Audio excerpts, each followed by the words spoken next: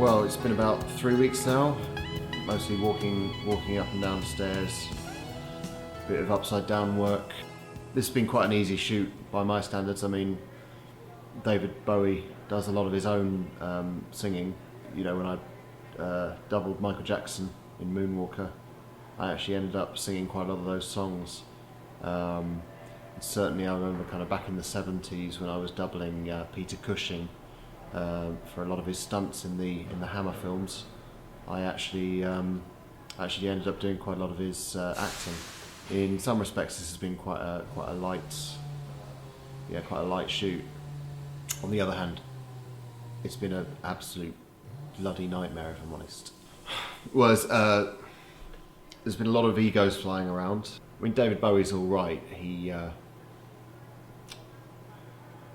gets all the good treatment. I have to do my own makeup. Bowie has about 15 makeup artists every morning doing his face, which I think is ironic because you know, if anyone can do their own makeup. I've spent my entire life like jumping out of burning buildings and jumping out of lorries while they're moving at like 100 miles an hour. So actually learning to do makeup hasn't been a great priority. Well, he keeps, you know, breaking into song.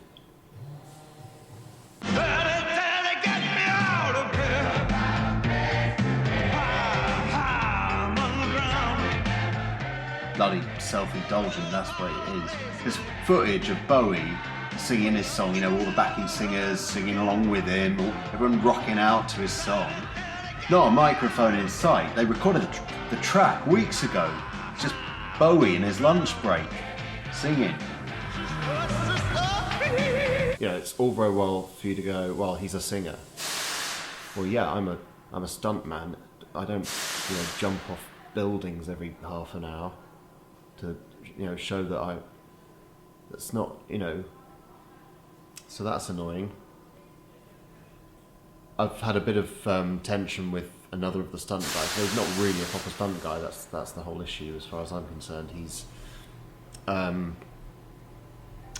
the guy they've employed to do David Bowie's balls, and he stands behind David Bowie. You know, puts his hand up behind David Bowie and juggles his balls.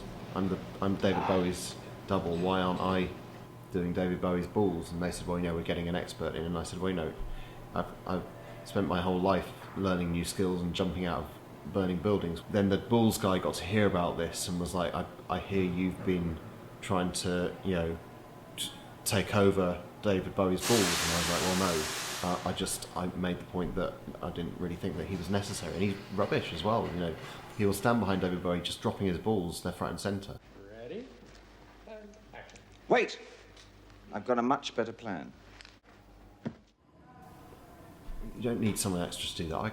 I could drop David Bowie's balls just as well. So that's been a bit annoying. Don't get me started on Jim Henson. I mean, you know, they say never work with children or animals. They should say never work with puppets or Jim Henson. The man is insane. Well, for a start, he treats the puppets with more respect than he treats any of the crew.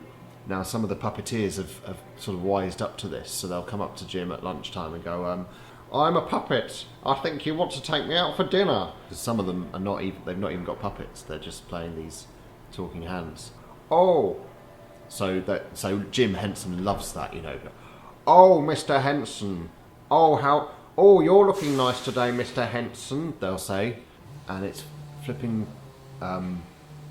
exploitative, actually, if you take the view that I do, that Jim Henson is a little bit mentally unstable. I mean, you would be if you spent all that time with puppets. But, you know, he eats with them, sleeps with them, apparently. Well, it's just a rumour, I probably shouldn't have said that, but, you know. Doing this job, it's like doing all the things that you can't do in everyday life. You know, when I leap out of a burning building, that's a wish fulfillment thing, because I've gone through my whole childhood going, would love to leap out of a burning building. I never got the chance, really. Well, there was that one time. No burning buildings in this film. think that's an oversight. I suppose if you've got David Bowie, you might as well make him sing and put him on some stairs, but I don't know. Imagine him leaping out of a burning building, though.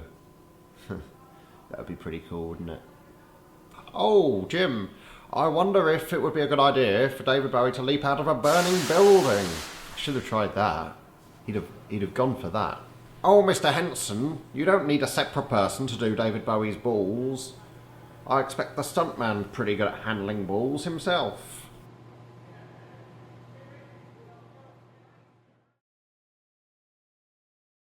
Ruff! Grr.